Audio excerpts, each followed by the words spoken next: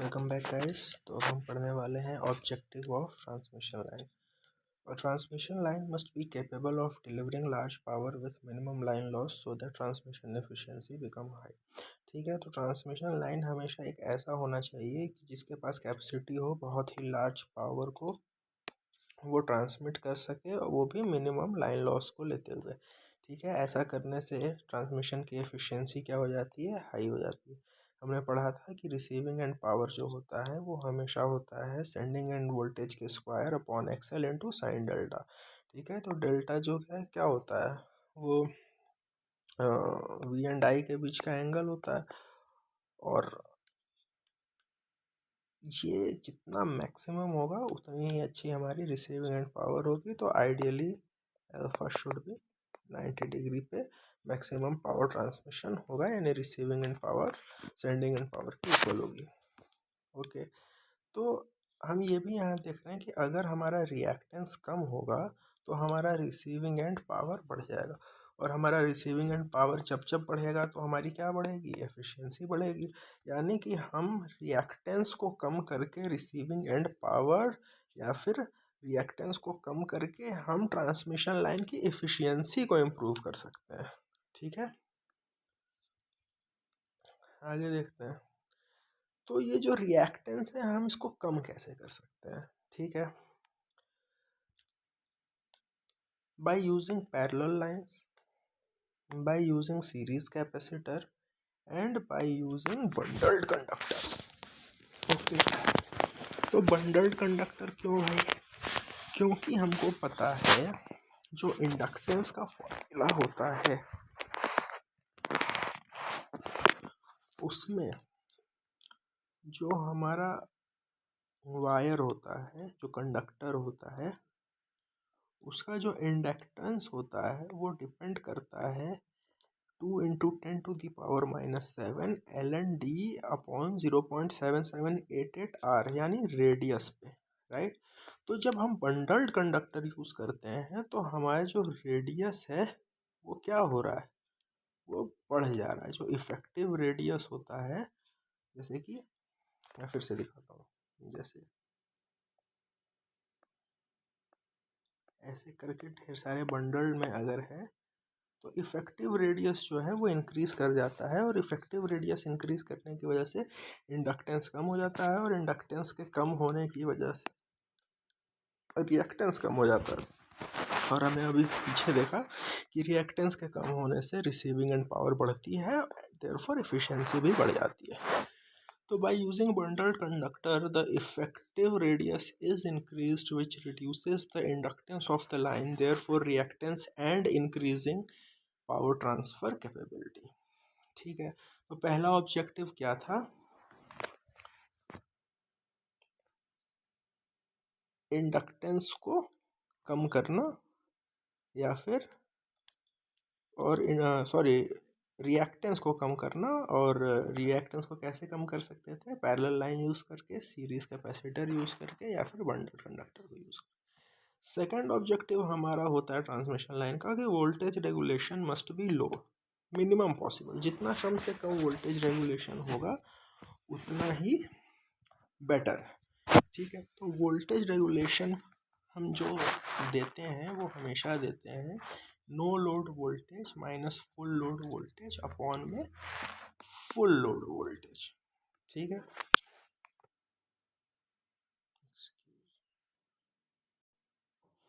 Okay, तो sorry, voltage regulation का क्या फॉर्मूला था कि no load voltage minus full load upon में फुल लोड वोल्टेज। ओके, तो अगर नो लोड वोल्टेज मीन्स क्या हो गया, जब हम वोल्टेज को सेंड कर रहे हैं उस समय की वोल्टेज को हम सेंडिंग एंड वोल्टेज कह सकते हैं, क्योंकि उस समय कोई लोड नहीं है, तो वही वोल्टेज तो हमारा सेंडिंग एंड वोल्टेज होता है। और फुल लोड वोल्टेज मतलब क्या, जो रिसीविंग एंड वोल्टेज है, जो लोड सेंटर्स पे मिल रहा है, तो हम इसको कह सकते हैं कि sending end voltage minus receiving end voltage upon में रिसीविंग एंड वोल्टेज, जो कि इक्विवेलेंट है वी फुल लोड का, से भी वोल्टेज रेगुलेशन को डिफाइन कर सकते हैं। अगर हमारा सेंडिंग एंड वोल्टेज जो है वो रिसीविंग एंड वोल्टेज के इक्वल हो जाए तो ज़ीरो हो जाएगा न्यूमरेटर, और हमारा ओवरऑल वोल्टेज रेगुलेशन भी ज़ीरो हो जाएगा, जो कि कैरेक्टरिस्टिक है एक आइडियल ट्रांसमिशन लाइन का। लेकिन एक प्रैक्टिकल ट्रांसमिशन लाइन में जो वोल्टेज रेगुलेशन है वो हमेशा ±5% होता है। ठीक है, हम मान के चलते हैं कि जो प्रैक्टिकल ट्रांसमिशन लाइन है जो very efficient, I'm talking about the efficient transmission lines, उनमें भी ±5% का फ्लक्चुएशन हम मान के चलते हैं कि 5% का ड्रॉप तो होगा ही होगा। ठीक है, तो यहाँ पे एक फॉर्मूला निकल के आता है शॉर्ट ट्रांसमिशन लाइंस के लिए कि percentage voltage regulation is equal to, I R को हमने बाहर ले लिया है ब्रैकेट में, R cos phi plus XL sine phi. Receiving end के बारे में बात हो रही है यहाँ पे। ठीक है, अपॉन में वी आर इंटू 100। ठीक है, तो क्योंकि हमने कहा कि इंडक्टेंस या रिएक्टेंस कम है, इसके वजह से भी वोल्टेज रेगुलेशन कम होता है। तो हमने अभी ऑब्जेक्टिव 1 में क्या कहा था, यही तो कहा था कि अगर रिएक्टेंस कम होती है तो हमारा पावर ट्रांसमिशन कैपेबिलिटी बढ़ जाती है। ठीक है, और एफिशिएंसी बढ़ जाती है, और वोल्टेज रेगुलेशन भी कम करता है रिएक्टेंस कम होने से। इसके वजह से भी लॉसेस पे काफ़ी असर होता है, लॉसेस कम होते हैं। ठीक है, ये important point, relation between receiving end voltage and reactive power. ठीक है, रिएक्टिव पावर, तो इसमें हम बस ऐसे समझते हैं कि this is our sending end voltage, ये हमारा रिसीविंग एंड वोल्टेज है। क्योंकि शॉर्ट ट्रांसमिशन लाइन में हमने मान के चला है कि जो रेजिस्टेंस है वो रिएक्टेंस की तुलना में बहुत कम है, इस वजह से हमने रेजिस्टेंस को क्या किया, नेग्लेक्ट कर दिया है। तो इस ट्रांसमिशन लाइन में जो भी लॉसेज है वो रिएक्टेंस इस इंडक्टर की वजह से आ रहा है, एक्सेल रिएक्टेंस की वजह से आ रहा है। ठीक है, तो अब क्योंकि रिएक्टेंस है और यहाँ पे देखिए हमारा लोड लगा हुआ है, तो इस लोड की कुछ रिएक्टिव डिमांड्स होगी। ठीक है, तो इसने भाई डिमांड किया कि मुझे Q1 डिमांड चाहिए, मुझे इतना रिएक्टिव पावर चाहिए। तो जो हमारा सोर्स वोल्टेज है या फिर जो भी हमारा सप्लाई है वो हमें कुछ रिएक्टिव पावर सप्लाई करेगा। तो जो ये रिएक्टिव पावर सप्लाई कर रहा है उसको हमने Q2 से डिनोट कर दिया, यानी जो सिस्टम की डिमांड है रिएक्टिव पावर सप्लाई की वो Q1 से कर दिया है डिनोट, और जो सिस्टम सप्लाई कर रहा है इस लोड को रिएक्टिव पावर उसको हमने Q2 से डिनोट कर दिया। तो जो रिजल्टेंट रिएक्टिव पावर है वो हम कैसे देंगे, Q1 माइनस Q2, यानी कि डिमांड माइनस सप्लाई, राइट। वो कह रहा है, आगे देखते हैं। ठीक है,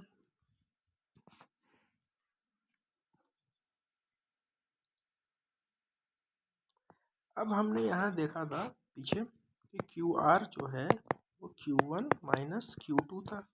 तो कह रहा है कि अगर रिजल्टेंट रिएक्टिव पावर जीरो हो जाए, यानी Q1 Q2 के बराबर हो जाए तो ही रिजल्टेंट ज़ीरो होगा। ठीक है, तो इसका मतलब क्या है, इसका ये मतलब होगा कि सिस्टम ने जितनी रिएक्टिव पावर की डिमांड की उतना ही उसको सप्लाई कर दिया गया। इसी वजह से तो जो नेट या ओवरऑल रिएक्टिव पावर है वो कैंसिल हो गया, भाई जितने की डिमांड थी उतना सप्लाई हो गया। तो ऐसा करने से हम देखते हैं कि हमारा रिसीविंग एंड वोल्टेज जो होता है वो हमारे सेंडिंग एंड वोल्टेज के इक्वल हो जाता है, और हमारा वोल्टेज रेगुलेशन क्या होता है, ज़ीरो हो जाता है। लेकिन क्या होगा अगर जो नेट रिएक्टिव पावर है वो ज़ीरो से ज़्यादा हो जाए, इसका ये मतलब होगा कि जो हमारा सप्लाई है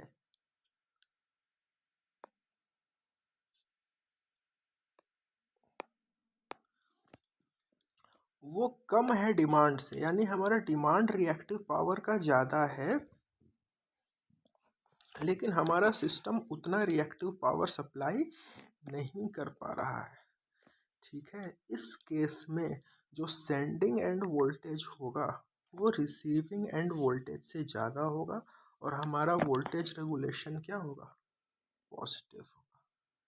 इस कंडीशन को हम कह देते हैं पीक लोड कंडीशन, है कि नहीं, क्योंकि हमारा Q R greater than zero.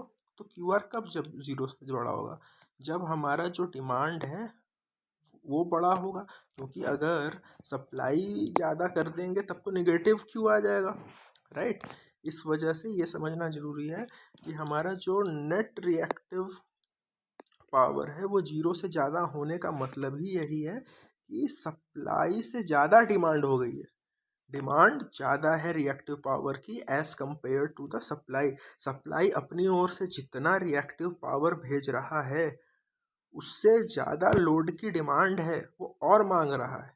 ठीक है, इस कंडीशन में हमारा सेंडिंग एंड वोल्टेज जो है वो ज़्यादा है और रिसीविंग एंड वोल्टेज कम है। इसका ये भी मतलब है कि एफिशिएंसी पे कुछ तो प्रभाव हो रहा है, क्योंकि हम जितना भेज रहे हैं उतना पा नहीं रहे हैं।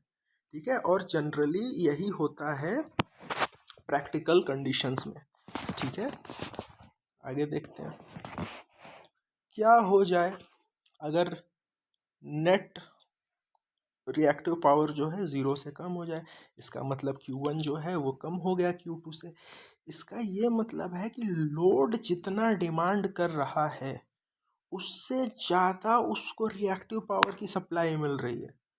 अब डिमांड कम हो गया, सप्लाई ज़्यादा है। पिछले केस में इसका वाइस वर्सा था, लेकिन इस केस में हम देख रहे हैं कि डिमांड से ज़्यादा सप्लाई हो रही है, और डिमांड से ज़्यादा सप्लाई होगी तो इसका मतलब हो जाएगा कि जो हमारा रिसीविंग एंड वोल्टेज है वो सेंडिंग एंड वोल्टेज से क्या हो जाएगा, ज़्यादा हो जाएगा, और हमारा जो वोल्टेज रेगुलेशन है वो निगेटिव हो जाएगा। क्यों निगेटिव हो जाएगा, क्योंकि V S minus V R upon में वी आर वोल्टेज रेगुलेशन।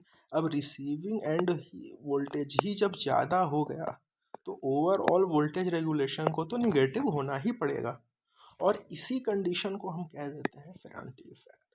ठीक है, फेरांटी इफेक्ट जो होता है वो ऑफ पीक लोड कंडीशन पे होता है, नो लोड कंडीशन पे होता है। और इस केस में क्या होता है कि हमारे लोड को उतनी रिएक्टिव पावर चाहिए भी नहीं होती है जितनी कि हमारा सिस्टम उसे सप्लाई कर देता है, और इस वजह से रिसीविंग एंड वोल्टेज ज़्यादा हो जाता है सेंडिंग एंड वोल्टेज से। ठीक है, तो इस वोल्टेज को प्रोफाइल को कंट्रोल करने के लिए या रिएक्टिव पावर को कंट्रोल करने के लिए कुछ मेथड्स होते हैं। ठीक है, उन मेथड्स को समझते हैं। पहली बात, दो ही मेथड्स होते हैं, एक होता है सेंडिंग, एक अप्लाई होता है सेंडिंग एंड पे और एक अप्लाई होता है हमारा रिसीविंग एंड पे। ओके, तो सेंडिंग एंड पे जो अप्लाई हो रहा है उसको कहते हैं generator excitation method.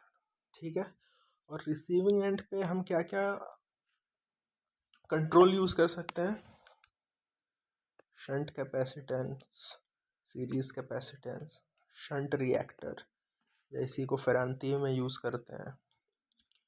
On load tap changing transformer use कर सकते हैं, बूस्टर ट्रांसफार्मर यूज़ कर सकते हैं, सिंक्रोनस फेस मॉडिफायर यूज़ कर सकते हैं। ओके, ओ यार दिस इज समथिंग रॉन्ग यार, यहाँ थोड़ी सी प्रॉब्लम है, आई एम सो सॉरी।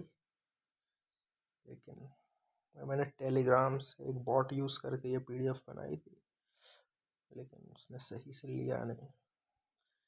ठीक है, तो पहला है शंट कैपेसिटर कंपनसेशन, राइट।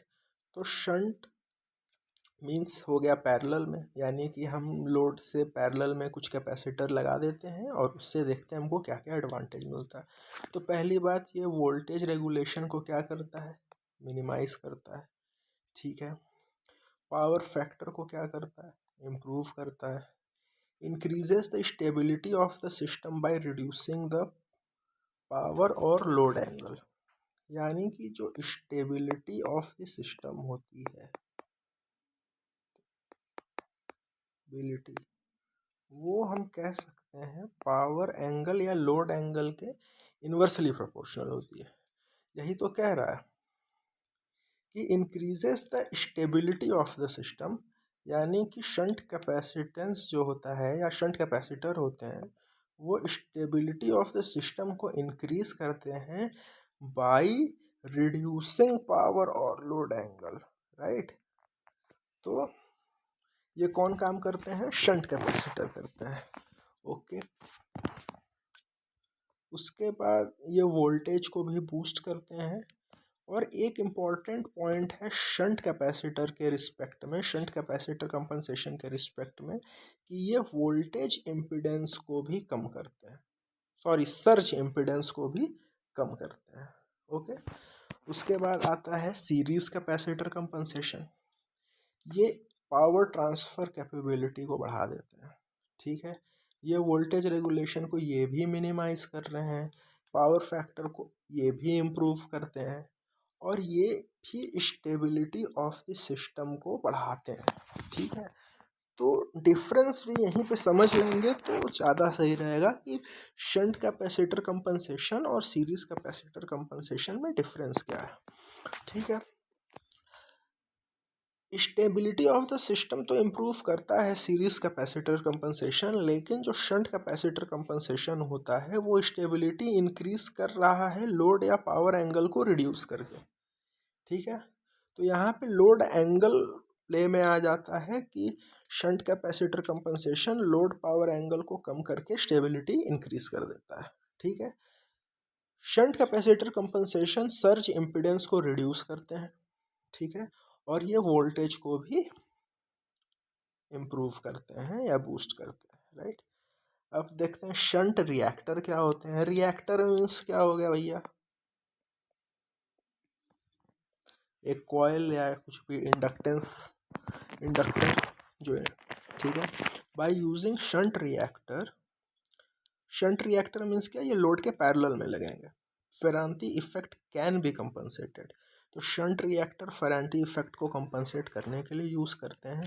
ये भी वोल्टेज रेगुलेशन को मिनिमाइज कर रहे हैं, ये पावर फैक्टर को रिड्यूस कर रहे हैं। ये बड़ा इंपॉर्टेंट पॉइंट है, क्योंकि कैपेसिटर कंपनसेशन में पावर फैक्टर इम्प्रूव हो रहा था, लेकिन रिएक्टर कंपनसेशन में, शंट रिएक्टर कंपनसेशन में पावर फैक्टर रिड्यूस हो रहा है। और ये ऐसे भी समझने में बहुत इजी है, क्योंकि हमने कह दिया कि रिएक्टर क्या है, एक इंडक्टर ही तो है। याद करो, तो लैग करेगा ही करेगा, पावर फैक्टर को वो कम करेगा ही करेगा। Reduces the stability of the system by increasing power angle, ठीक है। तो शंट कैपेसिटर जो है वो स्टेबिलिटी इंक्रीज कर रहा था पावर एंगल को कम करके, और जो शंट रिएक्टर कंपनसेशन है वो स्टेबिलिटी को कम कर रहा है पावर एंगल को इंक्रीज करके। गुड। उसके बाद हम देखते हैं booster transformer. Booster transformer is use for the voltage drop compensation, ठीक है। जहाँ पे भी वोल्टेज ड्रॉप होता है उसको कंपनसेट करने के लिए हम क्या यूज़ करते हैं? बूस्टर ट्रांसफार्मर यूज़ कर देते हैं। In HVDC line, in high voltage transmission lines, DC series generator is used, and in distribution, voltage controller is used for line to compensation। यार कुछ अंक गिर गई है, sorry.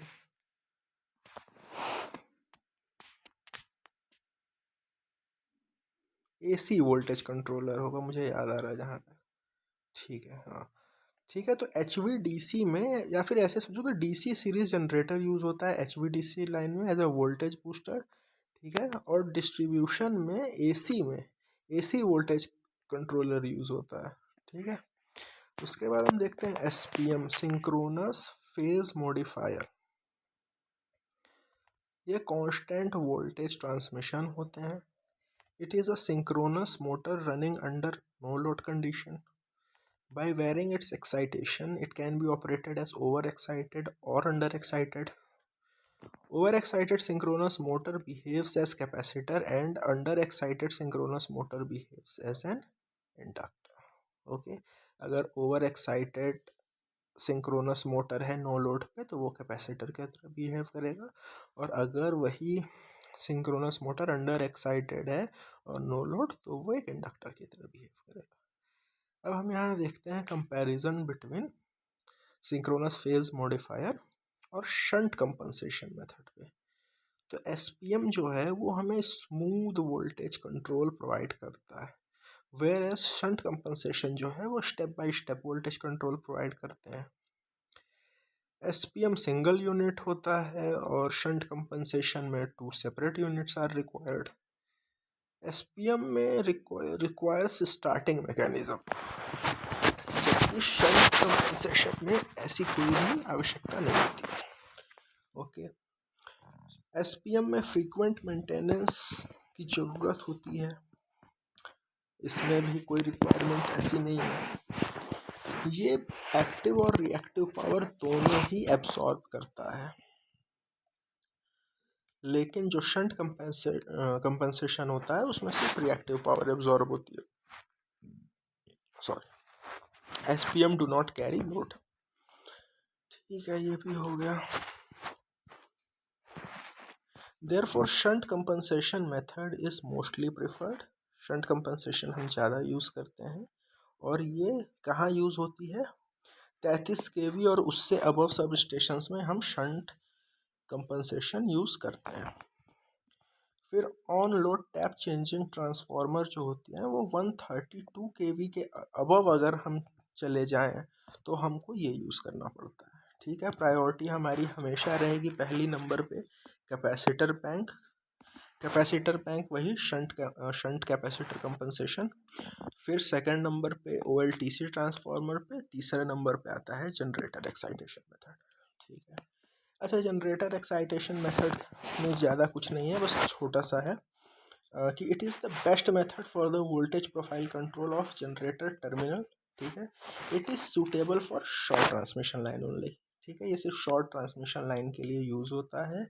It is the final adopted method for the voltage profile control at receiving end, because the consumer nearer to the generator will experience high voltage, therefore insulation breakdown may occur। ठीक है, तो इसमें basically सबसे ज़्यादा ज़रूरी point यही है कि जो जनरेटर एक्साइटेशन मेथड है वो सबसे आखिरी में यूज़ किया जाता है, और ये शॉर्ट ट्रांसमिशन लाइन के लिए यूज़ करता है। ठीक है, अब पैरामीटर्स के लिए मैं एक नया बना देता हूँ, क्योंकि मुझे भी थोड़ा रेस्ट चाहिए, तो मैं 5 मिनट का ब्रेक लूँगा और उसके बाद मैं पैरामीटर्स ऑफ ट्रांसमिशन लाइन के वीडियोस बनाऊँगा। Thank you.